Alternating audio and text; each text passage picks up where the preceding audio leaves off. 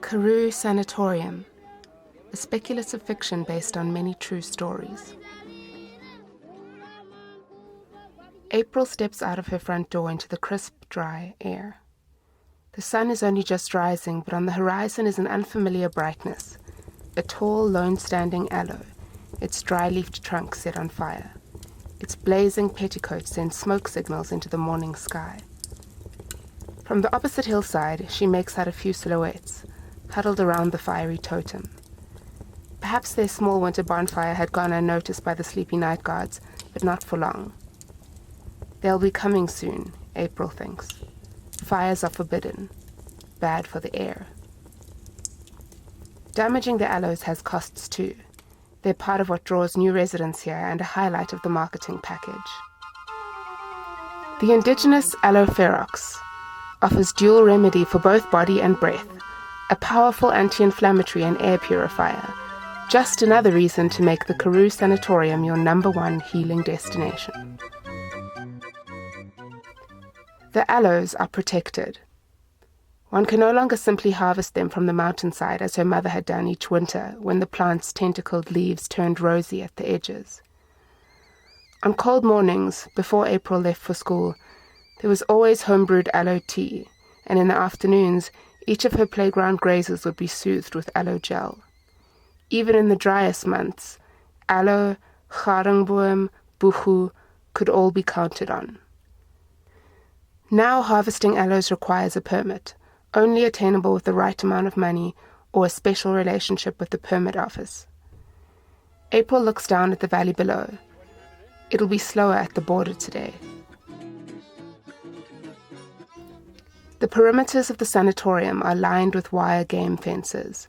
There are 2 entrances on opposite sides of the valley, each patrolled by guards and security cameras. April watches as a group of border officials mount their horses and gallop up the hillside towards the burning aloe, kicking up plumes of dust. Bad for the air, April thinks. The huddle of silhouettes had disappeared now. Smart. And the fire at the base of the aloe had been reduced to flickering embers. In earlier times, fires were how April's family survived Karoo winters. Electric heating was more expensive and also less enchanting for young children. Back then, mountain dwellers like April gathered doringhout for firewood, carrying it home in bundles. But over the years, complaints from the valley mounted. Letters appeared in the local paper about mountain dwellers hacking trees, their wanton disregard for their environment, and the outrageous destruction of natural resources. Where had they thought electric heating came from? Now there are no more fires and no more firewood. No more cars either, at least not within the 10-kilometer perimeter of the sanatorium. But while some practices have been put to rest, others have been resurrected. The sanatorium itself had been built in the 1920s to cater for white settlers suffering tuberculosis or other pulmonary diseases. By this time, TB in European cities was so prevalent that those who could afford it were fleeing to health resorts in the colonies. The Karoo's bracing dry air was widely publicized as remedy for the lungs and relief from the health hazards of the city. The sanatorium operated for a few decades before streptomycin was discovered and fresh air as treatment for TB went out of fashion. In the intervening years, the building had served as a museum with unchanging exhibitions of colonial dress, old medical equipment, and porcelain dolls. It had drawn only a few unfortunate visitors each year, travelers stopping to stretch their legs on their annual road trip to the Cape.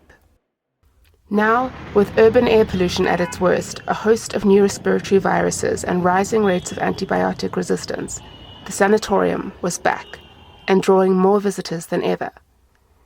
The old building had been refurbished and extended in every direction. The floors, cleaned 3 times a day, were always glistening white. Also diligently cleaned were the doorknobs, the light switches, the television screens, and the remote controls. Carers like April were tasked with both nursing and cleaning duties in an effort to limit the number of potential vectors entering and exiting the sanatorium. Even with the Karoo's pristine outdoor air, every room in the sanatorium had strictly controlled air quality, with an alarm system that signaled when the quality receded below approved levels. Outside was also monitored. When the air quality was good, as it usually was, the windows were flung open at 6 a.m. Already, April can see a cluster of women gathered at the nearest gate, dressed in green pinafores. She straightens her own and descends the hillside to meet them. At the border, carers blow and spit into a range of handheld machinery. Guards check their temperature and guide their bodies through rapid chest scans. They'll be on high alert again today, April thinks. Or maybe they'll be distracted.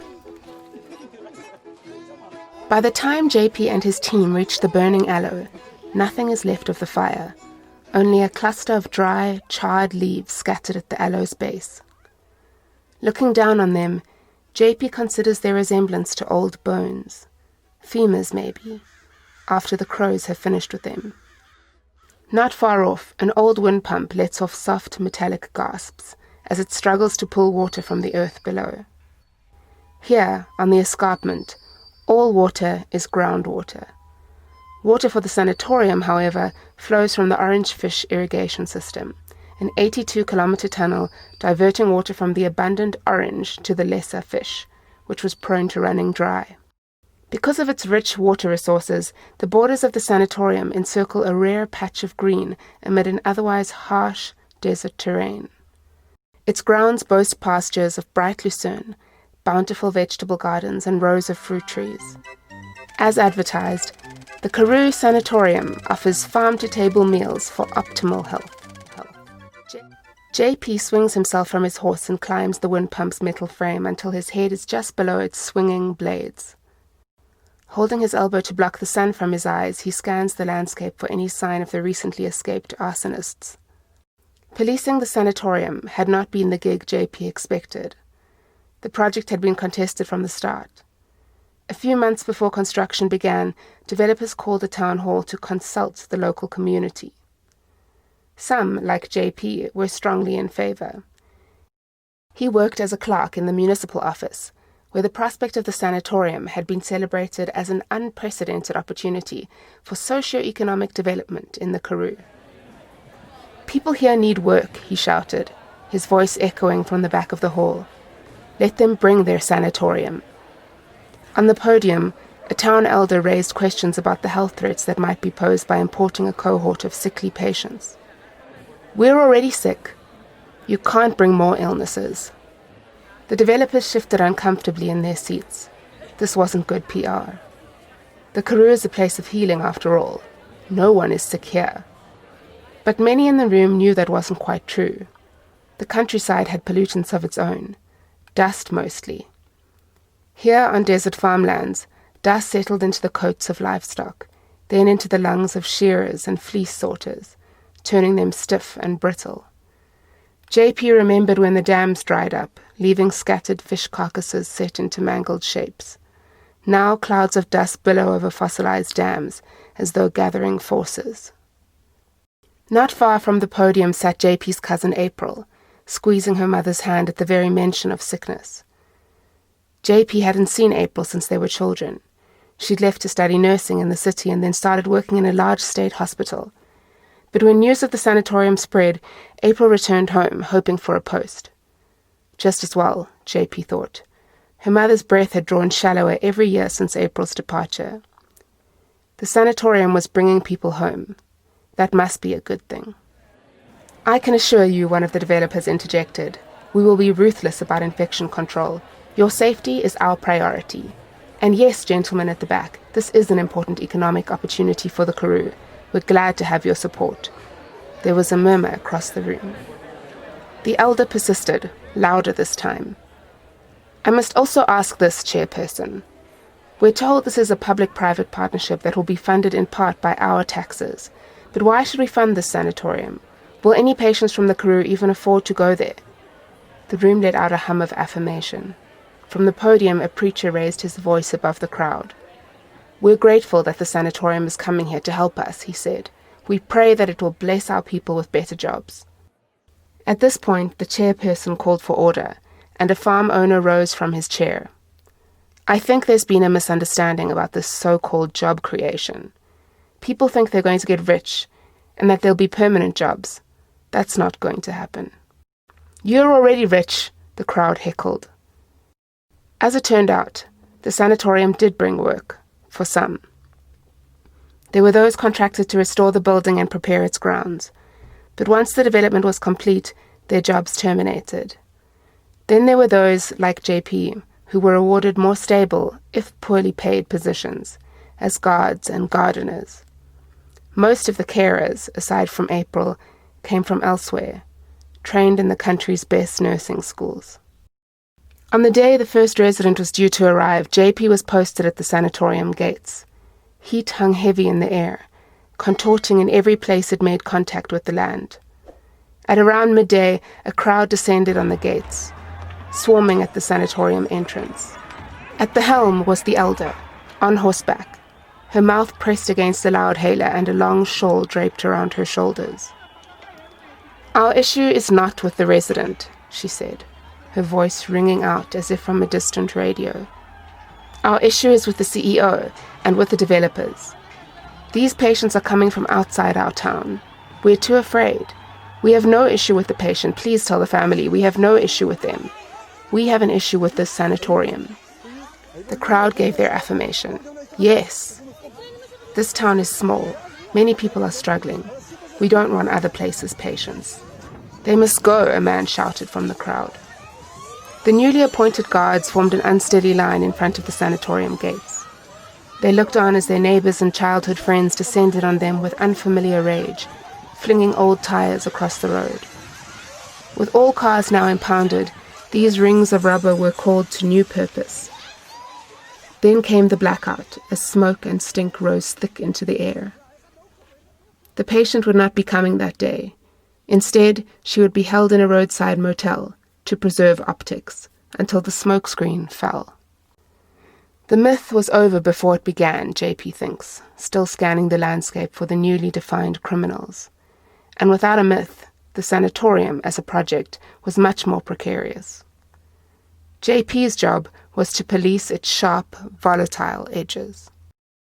The solar panels covering the sanatorium roof were a glistening patchwork. Its grounds, too, were divided into neat squares, each lined by rows of speckboom. Then JP sees it. A group of teenage boys escaping through a hole in the fence, each with oranges tucked under his armpits. JP's heart sinks, and then races. There had now been weeks of petty thieving, and JP couldn't afford to look weak. The search for culprits had already produced 2 deaths. The first, a man, aged 24, died from blows to the head after 3 loose oranges were found in his front yard. The second, a guard woman, aged 26, shot dead by an unknown assailant while searching a corner shop for stolen produce. Beyond the sanatorium gates, people struggled to breathe easy around one another. That had been true for some time. JP, who schooled in the valley, had often been told to hold his breath when entering the local spa. By then, it had been commonplace for groups of men in various degrees of sobriety to seek shade beneath the entrance facade, some asking for spare change, some heckling, some hurling tin cans at stray dogs in the street. Crowds like that, teachers told them, you can't trust the air. Lydia rolls over in her bed and reaches for her iPhone. It's already 6:30 a.m. Strange. By now, April is usually opening all the windows, unleashing gusts of that oh-so-sought-after air. I'd kill for some dirty air, Lydia muses. Give me a secluded corner in a smoke-filled bar any day. Lydia's daydreams are quickly interrupted.